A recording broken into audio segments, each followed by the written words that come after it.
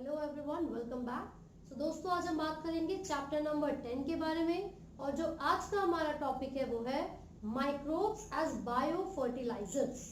तो जो micro organisms है यानी कि माइक्रोब्स, वो बायो फर्टिलाइजर्स की तरह कैसे एक्ट करेंगे। Bio fertilizers, it could be as also, ठीक है। तो जो बायो फर्टिलाइजर्स है उसका मतलब क्या है, सबसे पहला जो टर्म है उसी का मतलब पता होना जरूरी है ना। तो देखिए, ऐसे लिविंग ऑर्गेनिजम्स या फिर ऐसे माइक्रो ऑर्गेनिजम्स जो कि सॉइल की न्यूट्रिएंट क्वालिटी को इंक्रीज करेंगे, साथ ही साथ सॉइल को फर्टाइल बनाएंगे, है ना। तो बायो फर्टिलाइजर को हम यहाँ पर डिफाइन कर देते हैं। Let me right it here. The organisms that enrich the nutrient quality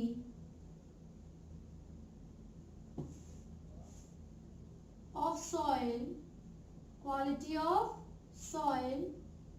and also increases its fertility।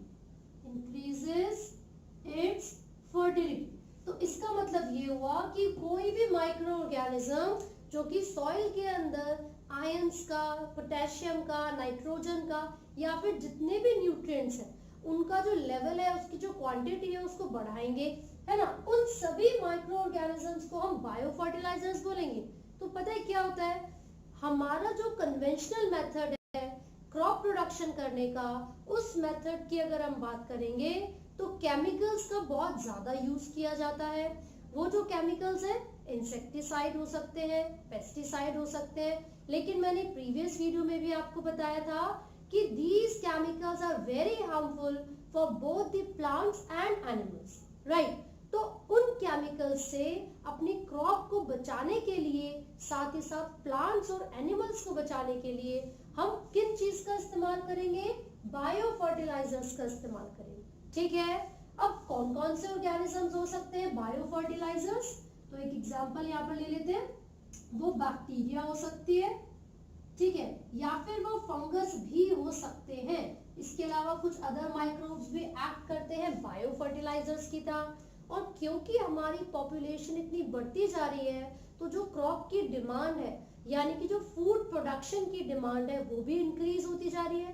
अब हम क्या सोचते हैं कि यार ज्यादा से ज्यादा फूड को प्रोड्यूस करना है, तो ऐसा करते हैं, अपनी खेती को बचाने के लिए केमिकल्स डाल देते हैं, डीडीटी डाल देंगे, वीडिसाइड डाल देंगे। लेकिन उससे क्या होगा, आपकी जो क्रॉप है उसकी जो न्यूट्रिएंट क्वालिटी है, सॉइल की जो क्वालिटी है, धीरे धीरे डैमेज होती रहती है।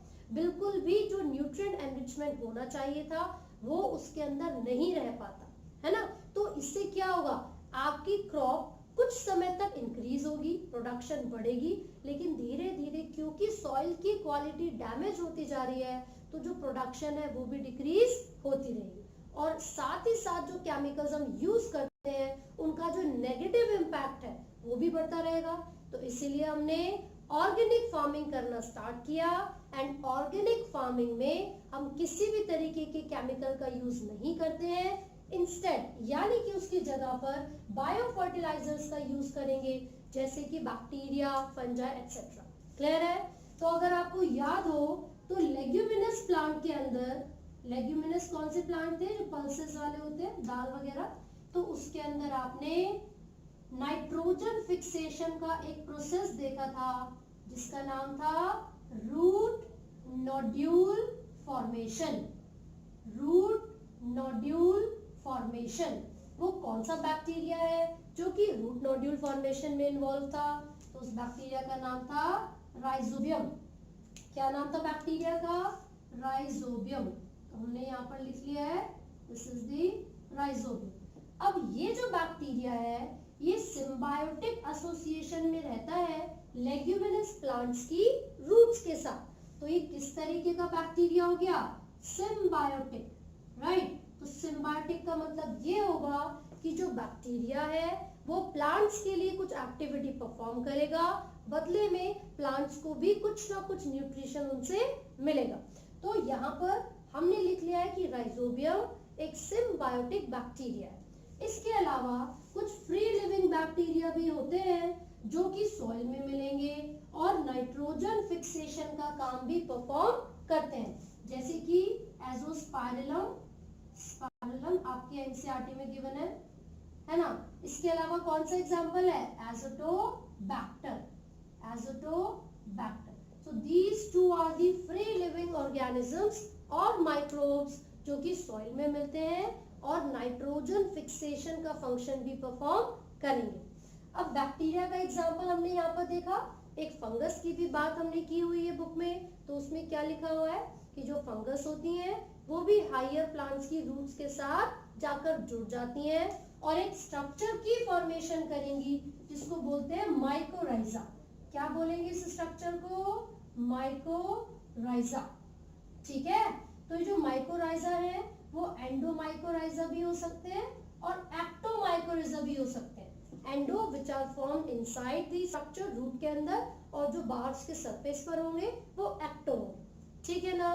अब इसके आगे अगर हम बात करें तो इसके जीनस के बारे में पूछा जाता है। जो माइकोराइजा का जीनस है आपको एनसीईआरटी में गिवन है ग्लोमस। कौन सा जीनस है, ग्लोमस। ये आपको जरूर याद रखना है, या तो माइकोराइजा का जीनस पूछेंगे या फिर सिर्फ फंगस लिख के आपसे पूछ लेंगे कि उसका जीनस बताइए, जो कि बायो फर्टिलाइजर की तरह एक्ट करेगा, सॉइल की फर्टिलिटी को इंक्रीज करेगा और न्यूट्रिएंट्स को भी क्या करवाएगा, एब्जॉर्ब कराएगा। तो बहुत सारे फंक्शंस परफॉर्म किए जाते हैं माइकोराइजा के थ्रू। वो कौन कौन सा है, absorption of phosphorus, absorption of phosphorus. Next भाई, एब्जॉर्प्शन ऑफ फॉस्फोरस के अलावा भी तो कुछ फंक्शन परफॉर्म करता होगा। प्रिवेंट करता है ड्रॉट, सूखा, प्रिवेंट द प्लांट या फिर protect the plant in drought. सूखा जब पड़ जाता है तो उसमें बहुत ज्यादा मदद करेगा प्लांट की। साथ ही साथ जो डिजीज है, डिजीज रेजिस्टेंट बनाता है प्लांट को। जो बाकी पैथोजन, जो रूट बॉर्न पैथोजन है, उनके अगेंस्ट फाइट करेगा और प्लांट्स को डिजीज रेजिस्टेंट बनाने में हेल्प करेगा। अलॉन्ग विद दिस जो ओवरऑल ग्रोथ होती है प्लांट की, उसमें भी बहुत ज्यादा हेल्प करता है ये फंगस, यानी कि association of fungus along with the roots of higher plants, जिसको हमने क्या नाम दिया था, माइकोराइजा। तो इसके सारे फंक्शंस आपको पता होने चाहिए। साथ ही साथ जब हम पैडी फील्ड के बारे में बात करते हैं, यानी कि राइस की खेती के बारे में बात करेंगे, तो उसमें साइनोबैक्टीरिया मिलते हैं। पैडी फील्ड, इन पैडी फील्ड कौन से बैक्टीरिया मिलेंगे, साइनोबैक्टीरिया। कोई एग्जांपल याद है आपको साइनोबैक्टीरिया का, हमने सेकंड चैप्टर में पढ़ा था क्लास 11 के, नॉस्टॉक और एनाबेना, नॉस्टॉक एंड एनाबेना। तो ये क्या है, ये कुछ साइनोबैक्टीरिया के एग्जांपल्स हैं जो कि सॉइल की फर्टिलिटी को इंक्रीज करेंगे, ऐड करेंगे न्यूट्रिएंट को, ऑर्गेनिक मैटर को ऐड करते हैं। ठीक है, तो एक पॉइंट हो गया, they add organic matter in the soil. दूसरा, increase the fertility of the soil, increase the fertility of the soil. तो ये हमने बायो फर्टिलाइजर्स के बारे में बात की है।